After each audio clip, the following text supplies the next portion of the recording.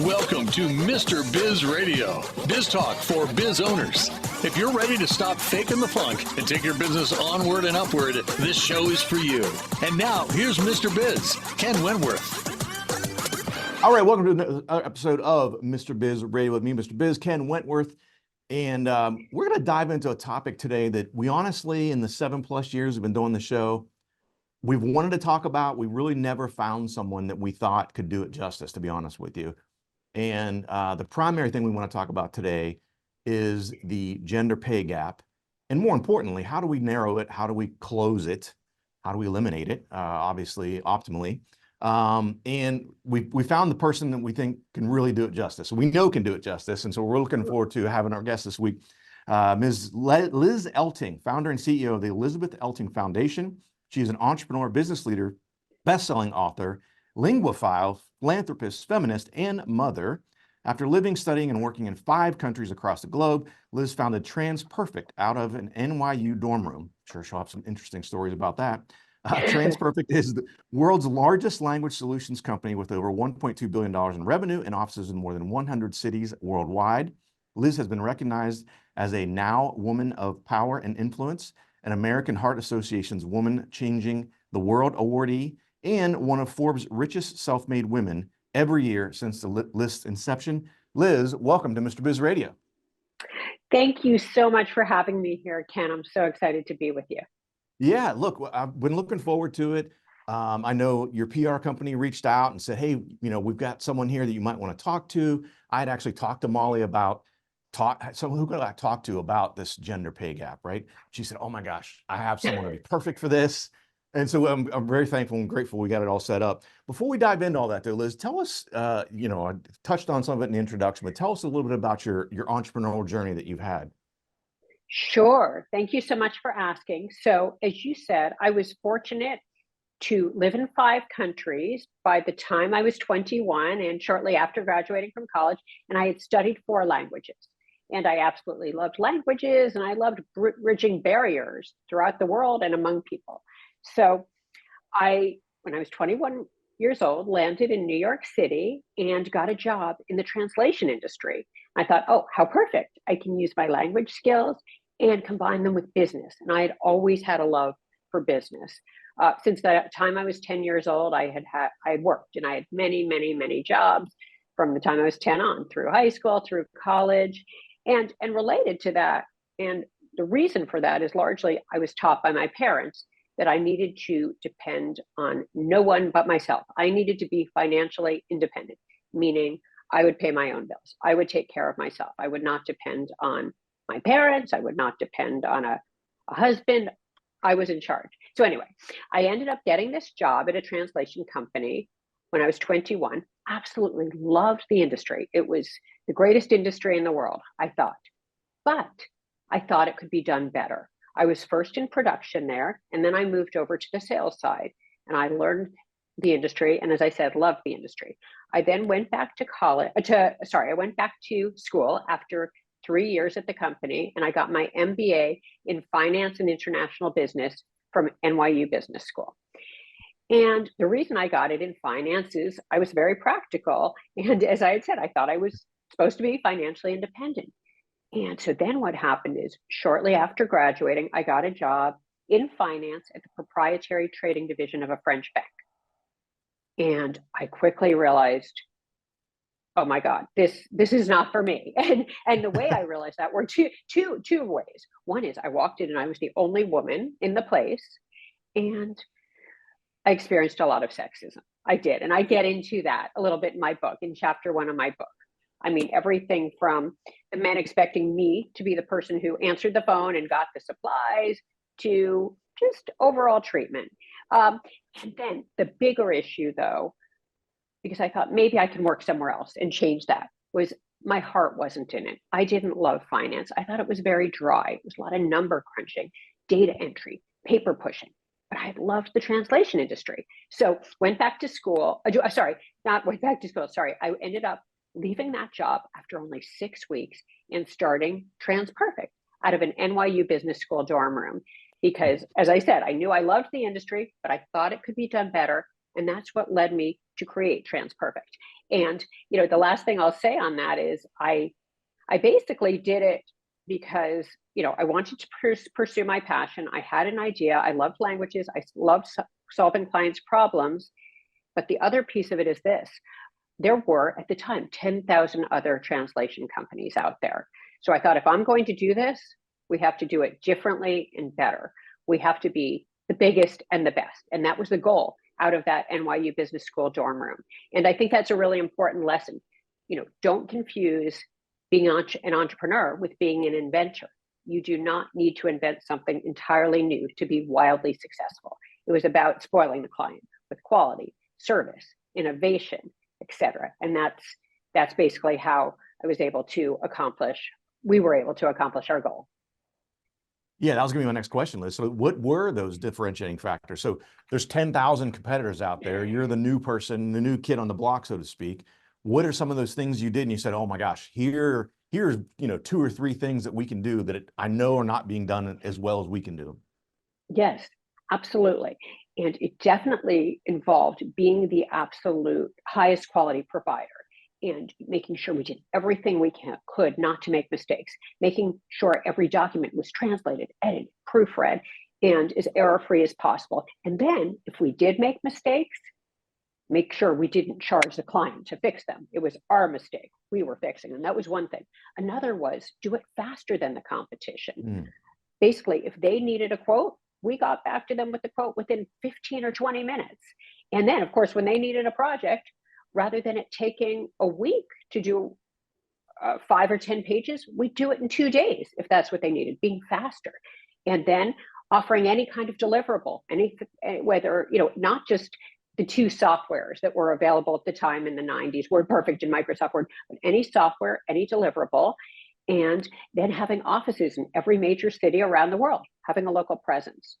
And then finally, last thing, innovating, continually innovating, basically anticipating clients' needs before they knew they had them, and also speaking to the clients and figuring out what else did they want, what else did they need. So those are some of the key differentiators. Interesting. We're running out of time in the segment here, Liz, but I got to ask you, especially since I know in your youth, you traveled a lot. I know as an adult, you've traveled a lot. I may have done a little cyber stalking and, as preparation for the show. So I have to ask, being as well-traveled as you are, if you could live anywhere in the world, where would you live and why? Oh, I love that question. And I am so fortunate. As you said, I traveled a lot. I was able to live in Portugal when I was little. I moved to Toronto and lived there. Then I did my junior year of college in Spain and then lived in Venezuela after Spain. And that's such a great question. There are so many places I would want to visit and live, but I will tell you, because this kind of sums up at least how I felt at the time. And I don't know how much time we have. I don't want to mess this up. You cut me off when you need to. But basically, I was doing my junior year of college in Cordoba, Spain. And I had planned on going to Paris after to do my second semester, first semester in Cordoba, second in Paris. I was having such an amazing time in Cordoba. I basically called up mid-semester, canceled Paris, and ended up spending the rest of the year in Cordoba. So long answer, but I adore Spain. I love Spain so much, and I would go back to Spain if I could right now. And I like to say I chose Cordoba over Paris. I did it that year, and I tried to do it with my life, with being an entrepreneur, to the entrepreneurial route instead of the corporate route. So yeah, anyway. Amazing. Yeah, I've been fortunate enough to go to Spain, and we loved it as well. My wife loved it there as well. We're gonna hit a break here, guys. We'll come back after the break, continue talking with Liz Elting, founder of Elizabeth Elting Foundation. If you would like to reach hundreds of thousands of business owners every week, Mr. Biz Radio can help. Our show airs globally 7 days a week for more than 25 hours across several internet radio stations, plus 20 plus podcast platforms.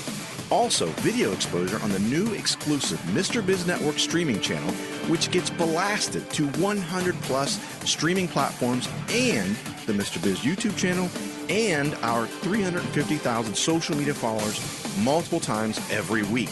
Join Mr. Biz Nation as an advertiser by emailing us at info@MrBizSolutions.com. Attention, Mr. Biz Nation. We have an exclusive offer just for you. Get lifetime access to scarcity countdown timers and logic links for only $69. Yes, you heard it right, only $69. These tools will add urgency to your email campaigns and website pages, helping you increase conversions, sales, and capture more leads. Don't miss this incredible opportunity. Visit getpulsetools.com now and take your business to new heights. Got a question for Mr. Biz you want answered on air? Email it to info@MrBizSolutions.com. Now, once again, here's Mr. Biz. All right, welcome back to the show. And again, we're talking with Liz Elting this week. I want to talk, Liz, a little bit about your book. So among all the other amazing things you've accomplished in your life, you're also a best-selling author, Dream Big and Win. Tell us what drove you to write that book and sort of what people will get out of that book. Sure, absolutely. I wrote it because I wanted to create and write the book I wished I had when I was starting off my career, when I was starting my company, and when I was running my company. So that's why I wrote it. And I like to think of it as kind of a beach read business book, kind of a faster read, an easier read, a more relatable, authentic, and vulnerable read. Because that's the type of book I liked reading. I liked it then, and I like it now.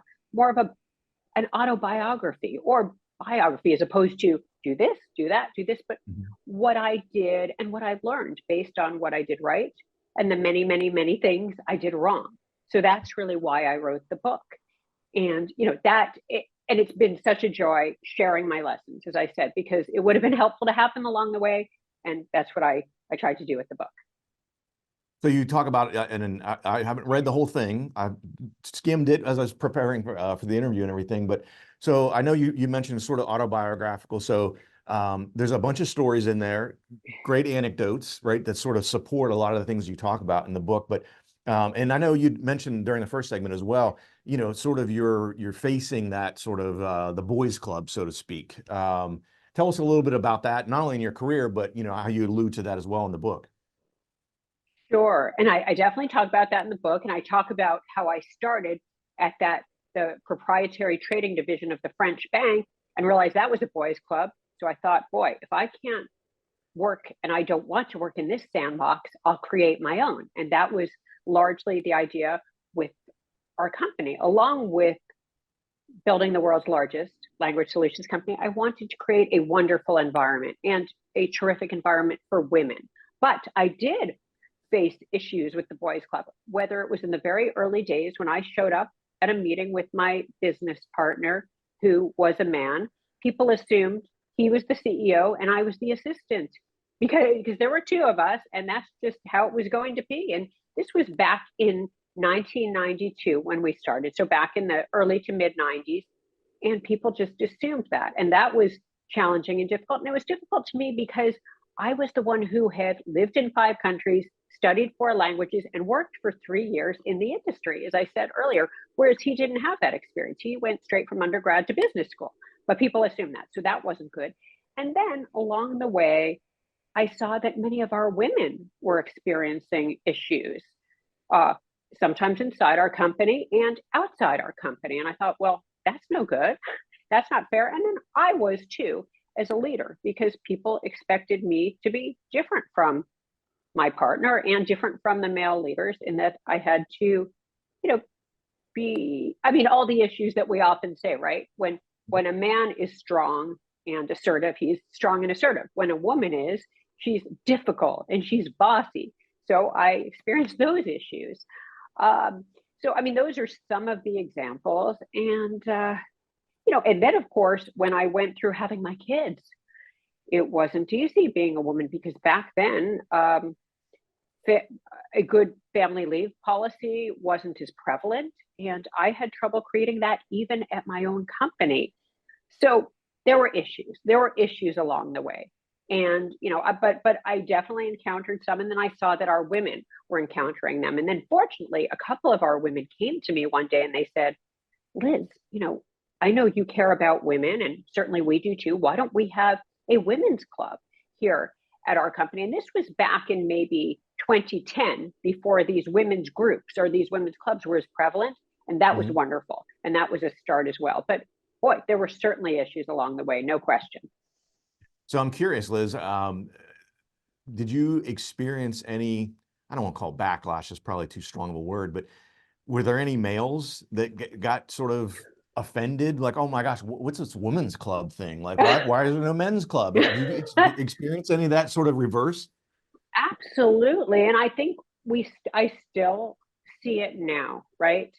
Men aren't always happy, but we absolutely need these groups because we know what's happened. I mean, it was when I was alive, back in the 70s and 80s, when maybe a number of our listeners were not, but I was. I mean, women couldn't even get a credit card without their husband's permission. And then in the 90s, when I started, we had almost no women leaders. So it was tough. And now we've come a long way. I mean, we've come a long way in that we have more, but at the same time we have more and we have women's groups and women's associations and women's conferences, a lot of our rights are being pulled back, right? We know about that, whether it's abortion or whatever it is. And so we need to be on the front lines fighting it every step of the way, because it's, of course, unacceptable. And, then, of course, I know, what we're going to talk about later is fair pay, but obviously we've got to make sure we address that issue too. But yes, I did get backlash and resistance from men. I mean, and I think we have to speak up. We have to be strong, stand up for ourselves. I had to do it in a bunch of ways. Sometimes it relates to getting to speak up, getting a place at the table, our rights, our pay, but absolutely, we have to be strong and not be overtaken and not be intimidated by men. So I got to ask, Liz, so especially you mentioned with your business partner and co-founder was a male, and there's you, and they think you're the assistant and all that crazy stuff. How did you, what is one way, we've only got a couple minutes here before we hit a break, but what's one way that you sort of overcame that? Like, did you have to be more assertive, or did you have to sort of balance that? Like you mentioned before, a lot of times when women are too assertive, it's like, oh my gosh, she's difficult, she's challenging. How did you balance that out to get your seat at the table? Yeah, and what I did is I really tried to make everything about results, like make it very clear what my goals and what the company's goals were, what our leaders' goals were, what our employees' goals were. I thought we all needed to be very clear on our goals and then make it about results. And if we did, then everything couldn't be so subjective. Like, boy, when he does it, it makes sense and he's strong. And when she does it, it's not acceptable. If she's getting the results and he's not, then that's all that matters. So I think that was a key part of it for me.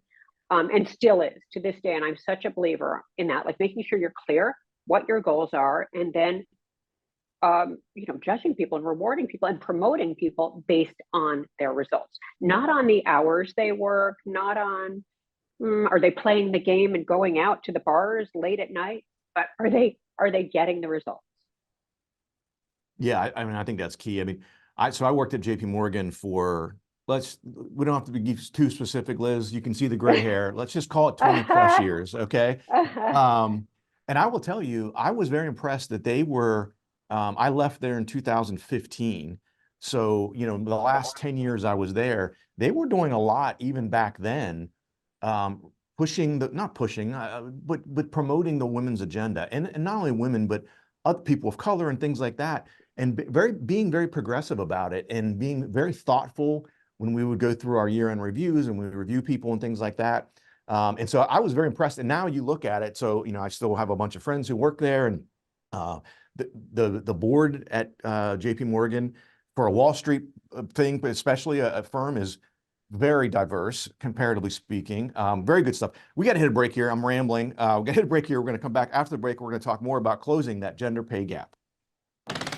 How would you like to have direct access to Mr. Biz to help you run your business more profitably and more efficiently? At MrBizSolutions.com, you get live access to not only Mr. Biz, but also several of his hand-picked and trusted business experts, each with 20 plus years of experience to help you optimally manage and grow your business. That's just the start of where Mr. Biz Solutions begins. Learn more at MrBizSolutions.com. That's MrBizSolutions.com. Attention, Mr. Biz Nation. We have an exclusive offer just for you. Get lifetime access to scarcity countdown timers and logic links for only $69. Yes, you heard it right, only $69. These tools will add urgency to your email campaigns and website pages, helping you increase conversions, sales, and capture more leads. Don't miss this incredible opportunity. Visit getpulsetools.com now and take your business to new heights. Check out all 3 of Mr. Biz's best-selling books at MrBizBooks.com. Now, once again, here's Mr. Biz. All right, welcome back to the show. We're talking in this week with Liz Elting. You can find Liz at, first of all, our website, LizElting.com. We'll put all this in the show notes as well. You can follow her on Instagram, on X, formerly Twitter, LinkedIn, and Facebook. So Liz, let's. I've been waiting to jump into this, but let's talk about the gorilla in the room, the elephant in the room of this gender pay gap. So first of all, how much has it gotten better, right, in the last, I don't know, let's say 10 to 15 years, maybe 20 years? And what are some things, I guess, more practically that we can think of, especially for the business owners that are, listeners or viewers of the show, to really think about, consciously thinking about and helping close that gap? Yes, absolutely. And it has gotten better. And each year, women get paid. And the exact number right now, I know it's just creeping up little by little, but we're closer than we ever were to where men are. But I still think we're something only like, low 80s on the dollar, 84 cents on the dollar, something like that. So not nearly enough. So that's an issue. And we need to address it. And, one way is, and I'm thinking about what you just said about JP Morgan, I am very impressed with what JP Morgan's done, because I do know as they're looking at their leadership and they keep working on their most senior leadership, I know they have a few top women in line for the most senior positions, right? The C-level positions, the CEO positions in line. And I think that's fabulous, because I think that's a key part of what needs to be done, right? When we have women at the highest level, in the C-level positions, in the CEO position, on the board, and at least 50% women on the board, we are much more likely to get there. And that will be the key to getting there, and we will get there faster. Of course, we also need to bring in more women, and then we need to keep them and make sure we find ways to keep them with everything, from the right, making sure we make it so they can speak up if there's a problem, make sure we have the right family leave policies and all of that. Okay, so I think those are some of the ways. I mean, as far as on an individual basis and what women can do, I think it's very important when they come into a job, they negotiate to get the fair pay. And we've seen stats that men are much more likely to negotiate and women are much more likely to take what they can get. And so, of course, in certain companies, you're only going to get what you ask for. I mean, some, maybe they keep it uniform across the board and they have rules on that, but not all. And so it's very important to negotiate when you come into a job.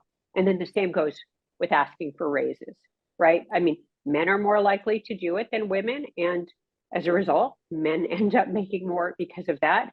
And women need to not be afraid to ask. And it's like anything in life. It's not what you say, but it's how you say it. If you do it nicely, respectfully, and you back it up with results, then you're very likely to get what you deserve. And I think it's so important for women to do that, for all of us to do that.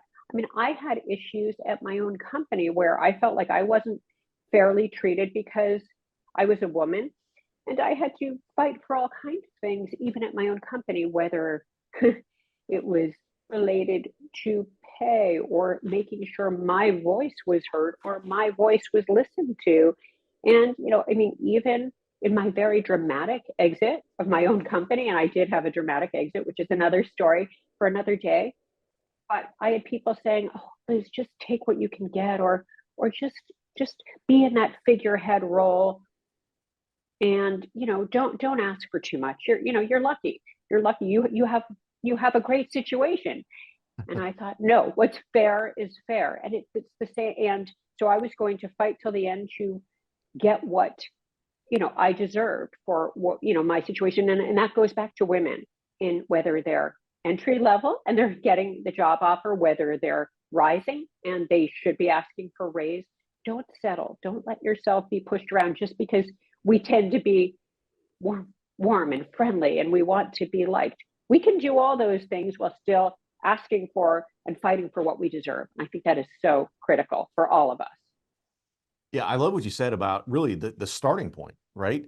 Yes. Is when you're accepting that job, don't be afraid to ask for what the value of the position and the value you're bringing to that firm or that company. Don't be afraid to ask for that. And I think you're right. I mean, I've managed tons and tons of people over the years as well. And, some of the stereotypes that you had mentioned even about women, I think are true. And men are much more aggressive about compensation and things like that. Whereas I think women, a lot of times it's unfortunate that they don't want to rock the boat, or they want to be nice, and if you come into a situation and you're starting off below where you should be, you're already behind the 8 ball, right? So you're already trying to catch up, which makes it that much more difficult, because over the years, that gap is probably just going to widen, and it's going to make it much more difficult for a woman to ever get to the point where she should be and have sort of an equal compensation compared to a male that's contributing the same amount as her. That's exactly right. And that is why women are in this situation, because they don't ask for as much at the get-go. And so exactly, that's why that is so critical, that starting off point. And these women have to think to themselves, I don't want to be financially dependent on anyone but myself, and not thinking I'll rely on a man, because that will cause problems in your own life later on. If you realize you can't take care of yourself, right? We've seen it in marriages where there's inequity because the woman doesn't make as much. So it's not going to be helpful to your home life as well. So it's critical. It's critical to know what you're worth from the beginning. And even though sometimes we all feel imposter syndrome, right? We just have to say, okay, I may feel that way, but I know what results I've delivered in my life, and I know what I can do. And this is what I'm going to speak about. And I'm going to get what I'm worth. And even if it's a little scary, like anything we do, most of the important things we do are scary, right? But you do it anyway. And then, you realize, thank goodness I did. Yeah, I love what you said about focusing on results. And even in your own story of how that's how you really overcame some of these inequities, the sexism and things like that. I think that's so important. And I know as a leader, when someone would come to me when I was at JP Morgan and say, I need to get paid more because of, and it would be, I don't say nefarious reasons, but not non-result oriented things like, well, yes, because so-and-so got a bigger raise than me, or don't worry about so-and-so. Tell me what you bring to the table. What value do you bring? I don't care about anyone else. This is a you conversation. How valuable are you to the team, to the firm? And that's what you should get compensated on. It shouldn't be because someone else is getting paid or whatever necessarily. And if you do that, I think men and women and people of all color and all this, everything, right? If you do that and you focus on that, I think it's a utopian world, I think, to think that. But I think that eliminates a lot of these problems, right? Because everyone they get paid based on their results. That's right. That's right. And then it shows you're results oriented, you delivered. And then when they put you in that next role, you're going to be, again, about your results and the people you're supervising their results. And that's what it's all about in the end, right? I mean, it's not about, who's buddies with who. It's not like that. So yes, I think that is absolutely critical. Letting them know how you've grown the company, how you've made it more profitable, how you've introduced ideas that have been wonderful for the bottom line and the culture. So absolutely. Liz, I had a male come to me. We're running out of time here, but he came to me and told me that he needed a larger than usual raise because he had another child and he was getting a pool put in. So he needed to get a bigger bonus thing. It's crazy. It's crazy. Again, we've been talking this week with Liz Elting, lizelting.com. You can follow her on Instagram, X, LinkedIn, and Facebook. Liz, thanks so much for coming on the show. Really appreciate it. Thanks so much to you, Ken. I loved speaking with you. This was fabulous. Awesome. Appreciate it. Guys, have a fantastic rest of your week. Don't forget, as always, cash flow is king. To become part of Mr. Biz Nation, follow him on all social media platforms or never miss a show by going to MrBizRadio.com. If you prefer free video content, visit the Mr. Biz YouTube channel